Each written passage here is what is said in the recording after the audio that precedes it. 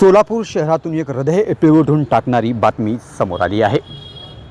सोरेगाव भागातील अंबिकानगर येथे 21 वर्षीय तरुणाने राहत्या घरी गळफास घेऊन आत्महत्या केल्याने परिसरात हळहळ व्यक्त होत आहे। सोलापूर शहराच्या सोरेगाव परिसरातील अंबिकानगर येथे आज सकाळी धक्कादायक घटना घडली। 21 वर्षीय युवराज महासिद्ध भोरकडे याने आपल्या राहत्या घरी साडीच्या साह्याने गळफास घेऊन जीवन संपवले।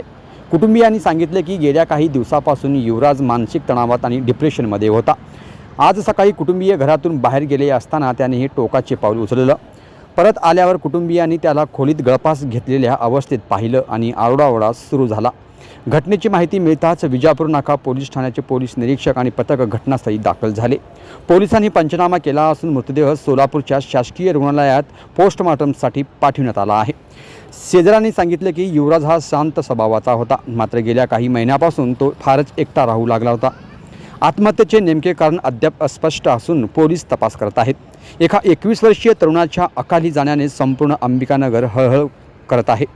मानसिक तणाव आणि डिप्रेशन ही आजच्या तरुण पिढीसमोर गंभीर समस्या बनली आहे। आपल्या जवळच्या व्यक्तींशी बोलणे, त्यांच्याशी संवाद साधणे किती महत्त्वाचे आहे ही घटना पुन्हा एकदा अधोरेखित करते।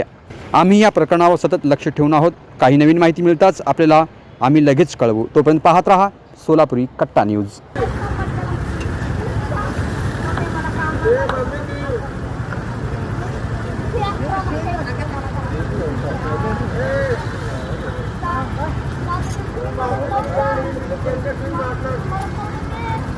हाँ